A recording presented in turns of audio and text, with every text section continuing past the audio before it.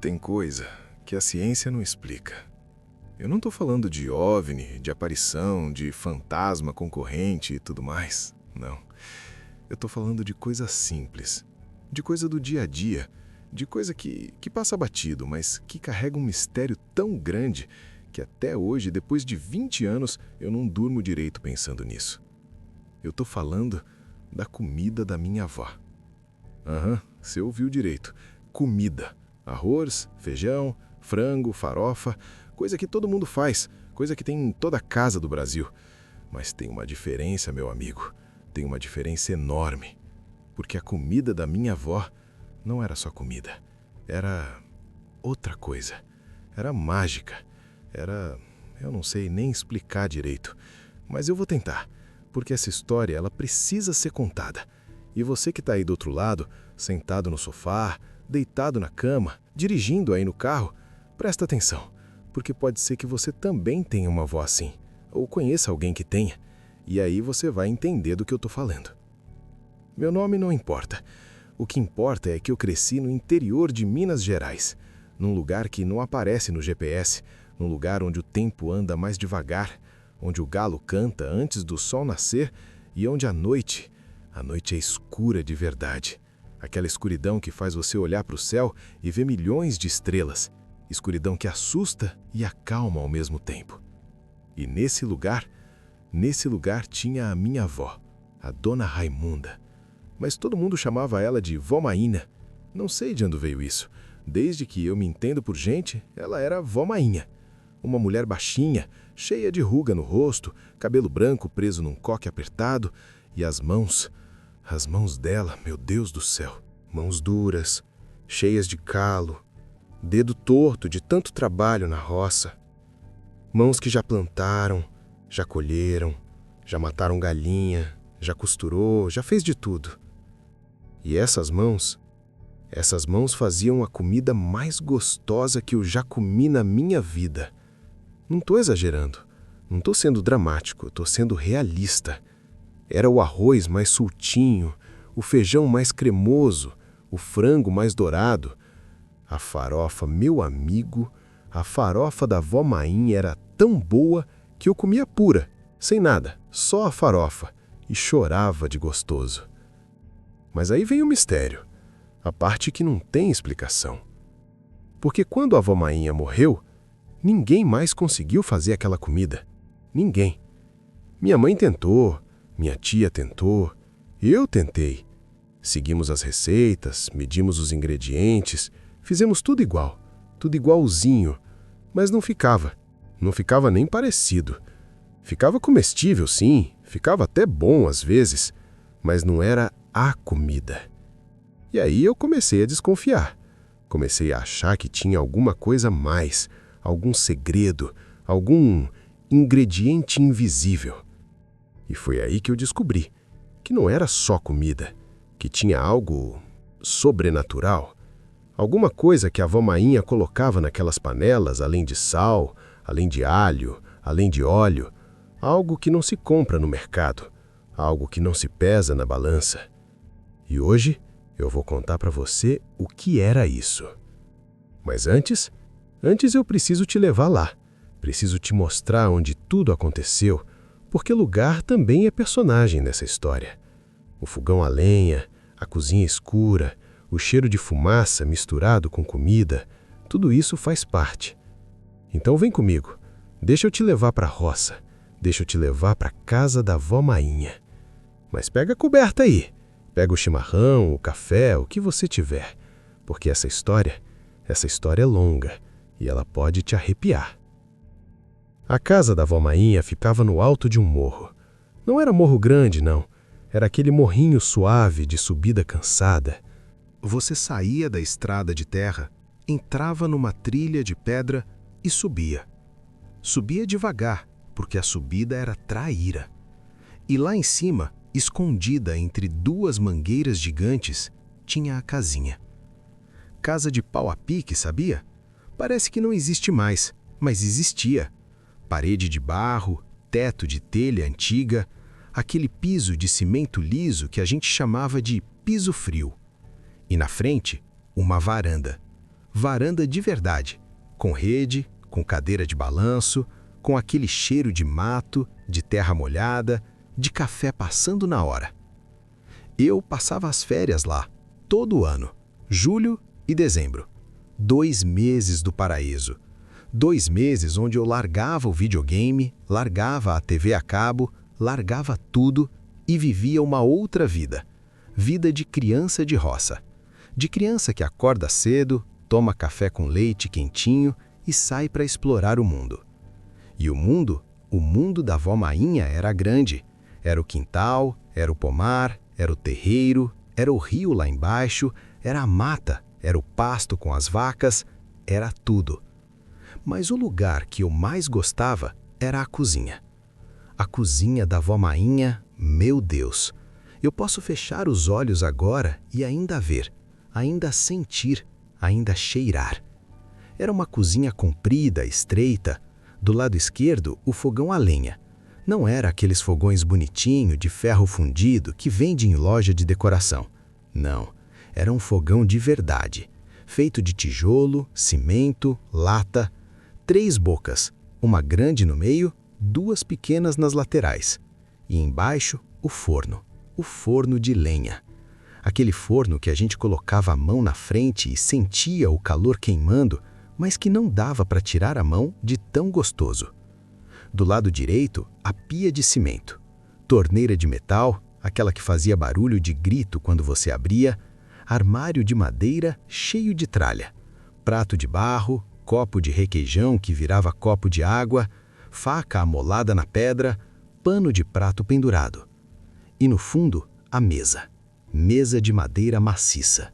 4 cadeiras de madeira também, pesadas, que arranhavam o chão quando você puxava. Toalha de plástico xadrez. Saleiro, pimenteiro, vinagre de álcool na garrafa de vidro. E no meio de tudo isso, a vó Mainha. Ela acordava antes do sol, 4, 5 horas da manhã.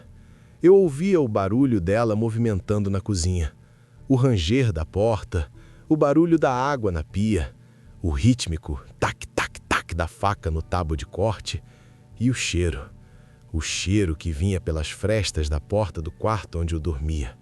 Cheiro de alho frito na manteiga de garrafa, cheiro de cebola dourando, cheiro de café passando no coador de pano, cheiro de pão esquentando no forno, cheiro de casa, de moradia, de amor, de segurança. E eu levantava. Não precisava de despertador, o cheiro me acordava. Eu saía do quarto, ainda com sono, descalço, e ia para a cozinha. E lá estava ela, vó Mainha de avental de chita, cabelo já preso, rosto iluminado pela luz fraca da lâmpada pendurada no teto. Ela virava para mim e sorria. Aquela boca sem dente, que ela só colocava a dentadura quando ia na cidade. Sorriso torto, cheio de amor. Levantou, filho? Senta aí que o café tá pronto. E eu sentava. E ela punha na minha frente. Prato de porcelana branca com borda azul, café com leite numa xícara grande, pão de queijo, ela fazia de tarde e guardava para o café da manhã, e uma fatia de queijo coalho, grelhado na chapa do fogão. E eu comia. E era transcendental. Era outro nível. Era comida que nutria a alma, não só o corpo. Mas o almoço era o ápice. Todo dia, meio-dia em ponto, a mesa posta. Arroz branco, soltinho, cada grão separado do outro. Feijão tropeiro. Não, feijão normal, mas que virava tropeiro na hora de comer, porque ela jogava farinha por cima e misturava. Frango caipira, dourado, crocante por fora, macio por dentro. Couve refogada no alho, salada de tomate com cebola e orégano, e a farofa, a bendita farofa. Eu preciso falar da farofa, porque a farofa é o mistério central dessa história. A farofa da vó Mainha, ela era diferente. Não era farofa de mandioca torrada com manteiga. Não, era mais. Era outra coisa. Era crocante, mas macia, seca, mas molhada, salgada, mas doce, tinha gosto de fumaça, mas de forma boa. Tinha pedacinhos de algo que eu nunca identifiquei. Ela fazia a farofa no almoço, na hora. Não era farofa de manhã requentada, não. Ela fazia na hora que o almoço estava pronto. Pegava a frigideira, jogava manteiga de garrafa, sempre manteiga de garrafa, nunca óleo, deixava esquentar, jogava cebola picada miúdo, deixava dourar, aí jogava alho, aí jogava a farinha de mandioca e mexia. Mexia com uma colher de pau grande, numa velocidade que parecia ritual. Não era só mexer, era dançar. A mão dela girava a colher de um jeito específico. Parecia que ela estava desenhando algo na frigideira. Parecia que ela estava rezando. E o cheiro subia. E eu ficava parado, olhando, hipnotizado. E quando ela desligava o fogo, quando ela colocava aquela farofa numa tigela de barro, eu já sabia. Eu já sabia que aquilo ia ser o melhor momento do meu dia. Eu comia até não aguentar mais e pedia mais. E ela ria, aquela risada gostosa de quem vê o neto comendo. Come, filho, come que tá bom para crescer. E eu cresci, e ela envelheceu. A avó Mainha começou a falhar. Primeiro foi a vista, aí foi o joelho, aí foi o coração. Ela continuou fazendo a comida, mas cada vez mais devagar, cada vez com mais dificuldade, mas fazia. Até o último dia ela fez a comida. Ela morreu numa terça-feira, de manhã cedo, do jeito que ela gostava. Foi lá na cozinha, sentou na cadeira e partiu. Sem sofrimento, sem drama, só dormiu. Eu tinha 15 anos. E aí começou o mistério. A parte que eu não consigo explicar. A parte que me tira o sono. Depois que a avó Mainha morreu, a gente foi organizar as coisas da casa. Limpar, guardar, decidir o que ficava, o que ia embora. E a minha mãe teve uma ideia. Vamos aprender as receitas da Mainha. Alguém tem que continuar fazendo essa comida. E todo mundo concordou. Minha mãe, minhas tias, eu. A gente ia salvar as receitas, ia registrar tudo, ia fazer caderno, vídeo, foto, o que fosse preciso. A gente não ia deixar essa comida morrer junto com a avó Mainha. A gente achou os cadernos. Ela tinha cadernos, sim, cadernos velhos, de capa mole, cheio de anotações.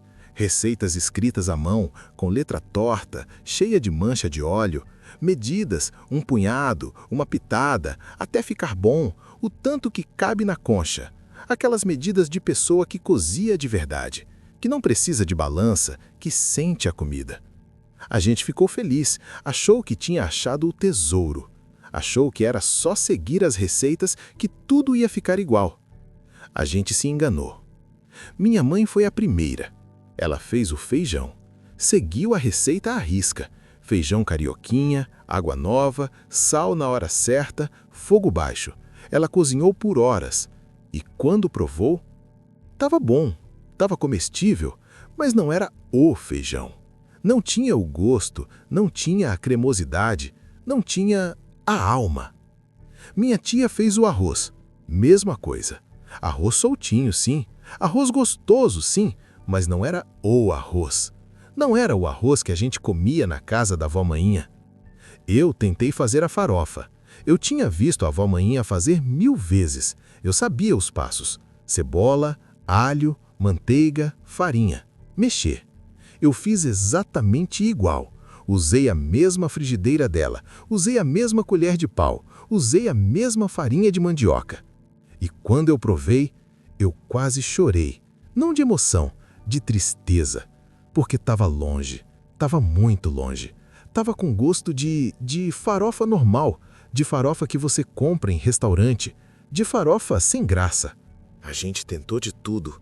Trocou a farinha, comprou mandioca diferente, torrou a mandioca em forno diferente, usou manteiga de vaca em vez de manteiga de garrafa, usou banha, usou óleo de coco, usou gordura de galinha. Nada. Nada funcionava. Minha mãe chegou a achar que era o fogão, que era a lenha, que era algum segredo do fogo. Ela foi lá na casa, pegou lenha do mesmo pé de árvore que a avó Mainha usava, trouxe para a cidade, acendeu o fogão a lenha aqui em casa, fez a farofa. Nada. Mesma coisa. Farofa normal. E aí, eu comecei a ficar obcecado. Eu tinha 15, 16 anos. Eu era um adolescente obcecado com a comida da avó morta. Não é a coisa mais normal do mundo, eu sei, mas eu não conseguia aceitar. Não conseguia aceitar que aquilo tinha ido embora, que nunca mais eu ia comer aquela farofa, que nunca mais eu ia sentir aquele gosto. Eu comecei a observar, a prestar atenção em detalhes. Eu lembrava de cada almoço na casa da avó Mainha. Eu tentava reconstruir mentalmente o que ela fazia, como ela fazia. Tinha algum momento, algum gesto, alguma coisa que eu não estava vendo? E eu lembrei de uma coisa. A farofa. A farofa da avó Mainha tinha gosto de fumaça. Mas não de fumaça ruim, de fumaça gostosa, de fumaça de lenha, de fumaça de fogão a lenha. Mas como? A gente usava o mesmo fogão, a mesma lenha. Por que a nossa farofa não tinha esse gosto? Eu fui investigar. Eu voltei para a casa dela, fiquei lá sozinho, na cozinha vazia. Olhei para o fogão, olhei para o forno e eu percebi uma coisa. O fogão da avó Mainha, ele vazava fumaça. Não muito, só um tiquinho.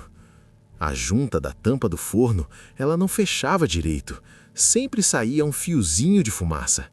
E a frigideira ficava em cima do fogão, perto desse vazamento.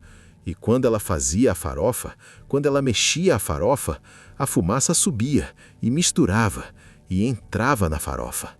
Eu achei que tinha achado. O segredo era a fumaça. Era o fogão velho, queimado, vazado. Era a fumaça que dava o gosto especial. Eu corri para casa, contei para minha mãe. A gente foi no ferro velho, achou um fogão velho igual. Comprou, trouxe para casa, colocou no quintal, acendeu fogo, fez a farofa em cima, deixando a fumaça entrar. Nada. Não foi. A farofa ficou com gosto de fumaça, sim, mas de fumaça ruim, de fumaça de queimado, não de fumaça boa, não de fumaça mágica. Eu desisti. A gente desistiu. Aceitamos que a comida da avó Mainha tinha ido embora com ela, que era única, que não tinha como repetir. Mas o mistério continuava me incomodando, porque não fazia sentido. Não fazia sentido duas coisas iguais darem resultados diferentes. A gente usava os mesmos ingredientes, os mesmos utensílios, o mesmo fogo, a mesma receita, e o resultado era diferente. Eu comecei a achar que era ela, que era a pessoa, que era a avó Mainha, que tinha alguma coisa nas mãos dela, algum dom, alguma bênção, alguma magia. E aí, anos depois, eu descobri que não era só eu, que tinha outras pessoas, que outras pessoas também tinham a voz assim, e que também ninguém conseguia repetir a comida delas. Eu conversei com um amigo meu, o Tião. Ele é de Goiás, e ele me contou a mesma coisa. A avó dele fazia um arroz com piqui. Meu amigo, ele descreveu aquele arroz com uma lágrima no olho. Disse que era o negócio mais gostoso do mundo, que a avó morreu, que a mãe dele tentou fazer, que não deu, que nunca deu. Eu conversei com uma moça no trabalho, a Carla. Ela é do Nordeste. A avó dela fazia uma macaxeira cozida. Ela descreveu a macaxeira da avó como se fosse maná do céu. Disse que era cremosa, que era doce, que era perfeita. Que a avó morreu, que ninguém mais conseguiu. E eu comecei a ver um padrão que me arrepiou. Toda avó que cozinha de verdade, que cozinha com amor, que cozinha para a família. Ela faz uma comida que é única, que é intransferível, que não se repete. E eu fui mais fundo. Eu li sobre isso, eu pesquisei. E eu descobri que cientistas já estudaram isso, que tem um nome. Chama efeito da avó, ou algo assim. Não lembro o nome científico. Mas a ideia é essa. A comida feita pela avó é diferente. E não dá para explicar por quê. Alguns dizem que é o tempo. que a avó cozinha mais devagar, que ela tem paciência, que ela deixa o feijão cozinhar 3 horas se precisar, que ela fica de olho no fogo, que ela não deixa queimar. Outros dizem que é a experiência, que ela cozinha há 50 anos, que ela conhece cada ingrediente, que ela sabe quando tá bom só de olhar, só de cheirar, só de tocar. E outros dizem que é o amor, que é o ingrediente invisível, que é o carinho, a atenção, a intenção, que a avó coloca amor na comida e que o amor muda a química, muda o sabor, muda tudo. E eu acredito nisso. Eu acredito que é o amor. Mas eu acredito em mais alguma coisa. Eu acho que é a memória. É a memória afetiva. É o contexto. É o lugar. É o momento. Porque pensa comigo. Quando você come a comida da sua avó, você não está só comendo. Você está lembrando. Está lembrando de quando você era criança, de quando o mundo era seguro, de quando alguém cuidava de você, de quando você não tinha preocupação, de quando a vida era outra coisa. E essa lembrança tempera a comida. Ela dá um sabor que não tem como reproduzir, porque você não consegue voltar no tempo. Você não consegue ser criança de novo. Você não consegue ter a mesma inocência, a mesma segurança, o mesmo amor incondicional. A comida da avó é gostosa porque é a última vez que você se sentiu realmente em casa. E é por isso que ninguém consegue repetir. Não é a receita, não é o fogão, não é a lenha. É você, é o seu coração, é a sua saudade, é a sua memória. Mas tem uma última parte nessa história. Uma parte que eu guardei para o final. Uma parte que me faz acreditar que talvez, só talvez, tenha algo mais. Algo que a gente não vê. Algo que a gente não entende. 3 dias antes da avó Mainha morrer, ela fez um almoço. Ela estava fraca, estava cansada, estava com dificuldade de andar, mas ela fez. Ela se levantou cedo, foi para a cozinha e fez. Eu estava lá. Eu tinha ido passar o fim de semana. Eu não sabia que ela ia morrer. Ninguém sabia. Ela parecia bem, cansada, mas bem. Ela estava sorrindo, estava animada. Ela fez o almoço completo. Arroz, feijão, frango, couve, salada e a farofa.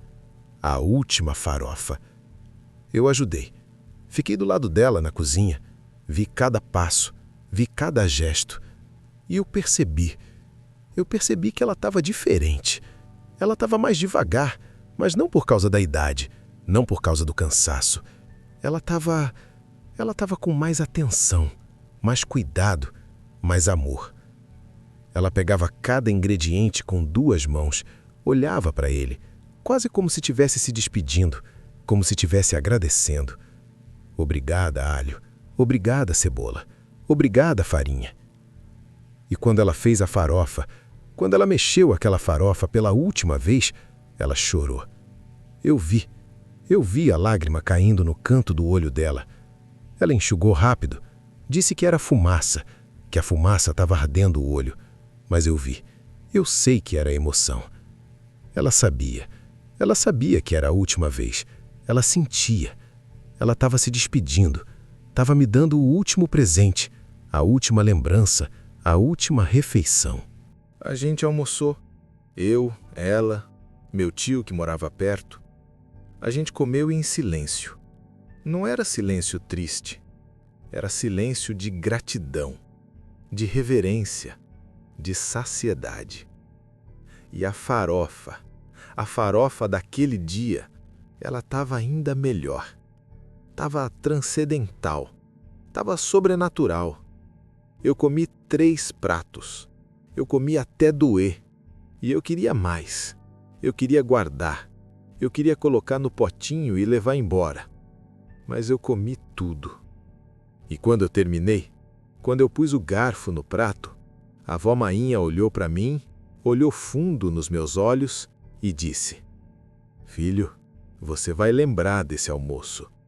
Você vai lembrar de mim. E quando você comer farofa, em qualquer lugar do mundo, você vai lembrar da avó. E eu vou estar aí, contigo, dentro de você. Ela morreu 3 dias depois. E eu nunca mais comi aquela farofa. Eu tentei. Deus sabe que eu tentei. Mas não é só a receita, não é só o gosto, é o momento, é a despedida, é o amor concentrado, é a última gota de vida dela que ela colocou naquela comida. E às vezes, quando eu como farofa em algum lugar, quando eu encontro uma farofa boa, gostosa, eu sinto ela, eu sinto a avó Mainha. Não de um jeito sobrenatural, de fantasma, não. Eu sinto a lembrança, eu sinto o amor, eu sinto que ela está ali, do meu lado, sorrindo, dizendo, tá bom, filho, come mais. E é isso que eu queria contar. É isso que eu precisava tirar do peito. A comida da avó não é comida, é amor materializado, é memória preservada, é saudade que se come, é a prova de que quem amor deposita nunca morre de todo. Fica dentro da gente, fica no nosso paladar, fica no nosso coração. Então, meu amigo, minha amiga, você que está aí ouvindo essa história, pensa comigo. Você tem alguém assim? Tem uma avó, um avô, uma mãe, um pai, alguém que faz comida que só essa pessoa faz, que tem um gosto único, intransferível? Se você tem, vai lá. Vai agora, ou amanhã, ou esse fim de semana. Vai lá e come. Come sem pressa. Come prestando atenção. Come guardando na memória. Porque um dia essa comida vai acabar. E você vai querer lembrar, você vai querer sentir de novo. E não adianta só anotar a receita, não adianta só filmar. O que você precisa guardar é o momento, é a sensação, é o amor que está ali naquele prato. Porque isso não se fotografa, não se escreve, só se vive. Eu tenho saudade da avó Mainha todo dia, mas eu tenho ela comigo. Toda vez que eu como arroz e feijão, toda vez que eu sinto o cheiro de alho frito, toda vez que eu vejo uma fogueira, ela está aí. E a farofa que eu tento fazer, que nunca fica igual, ela me lembra que a perfeição não é o objetivo, que o objetivo é o amor, é a tentativa, é a lembrança, é manter viva de algum jeito aquela pessoa que nos amou tanto. A avó Mainha não era chefe, não tinha diploma, não tinha técnicas especiais. Ela tinha amor, amor de sobra, amor que transbordava, amor que entrava na comida, que entrava em nós, que fica para sempre. Essa é a história da comida que só a avó sabia fazer, que ninguém consegue repetir e que, no fim das contas, não precisa ser repetida, porque ela vive em mim, vive em você, vive em todo mundo que teve a sorte de ser amado assim, de ser alimentado assim, de ser cuidado assim. Obrigado, vó Mainha, onde você estiver. Obrigado por cada almoço, por cada farofa, por cada come, filho, por cada olhar de amor. A gente se vê. Num dia, num almoço, num momento, a gente se vê. E você, chegou até aqui? Ainda está comigo? Se essa história tocou você, se você também tem uma avó, um avô, alguém que faz comida mágica, deixa aqui nos comentários. Conta pra gente. Qual era a comida? Quem fazia? Por que era especial?